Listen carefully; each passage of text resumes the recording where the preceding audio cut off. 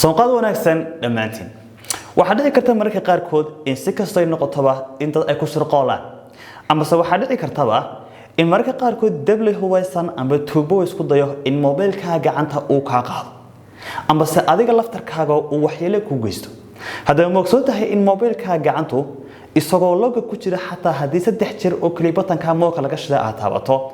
in awood uu yeelan karo in si automatic ah qof ugu diri karo message kaasi oo goobta saxda ah joogto ama laftarkeeda uu awood u leeyahay in si automatic ah uu garaaco qof aad soo gashatay mobilkaaga ama laftarkeeda uu awood u leeyahay in dadkaasi waxyeelada ku geysanaya uu isku dayo inuu kaaga qaado sawir ama laftarkeeda uu awood u leeyahay xataa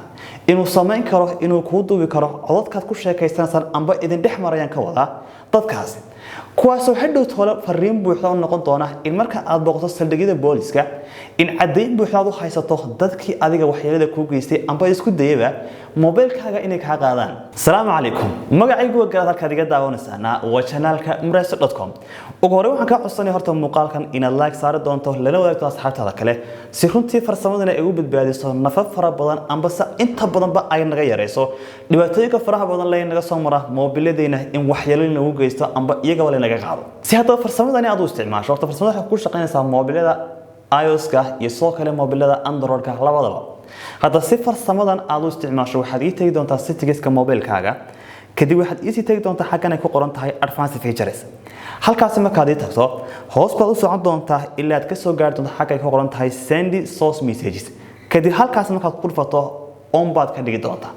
kadib on markaad ka dhigto ugu hore waxaad dooran doontaa xaggan ay ku qoran tahay waxaad ka dhigi doontaa 3 jeer taasoo macnaheedu tahay hadhow marka 3 jeer toddoba batanka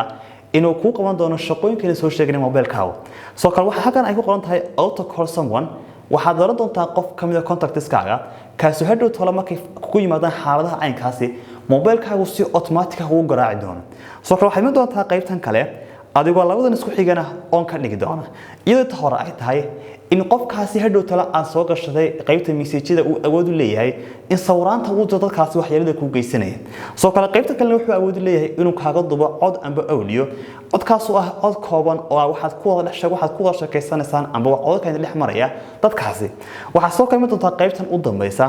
adigoo xaggana dooran doona oo kan dooran doona contactskaaga qofka aad u baahan tahay in lagu diro fariinta in adigu aad ku jirto xaalad degdeg ah oo u baahan tahay in lagu badbaadiyo soo kale markaas soo noqon doona kala lagu diri doona location-ka saxda ee aad joogto soo wali location wuxuu noqon doona mid mobilka hadaba uu update gareyn doono meesha saxda ee dadkaasi ay joogaan amba adiguba aad joogto ugu dambeystii waxaan kula talin lahaa in dadka aad rabto in xaaladda sana inay ku badbaadiyaan aad gashan doonto qaybtan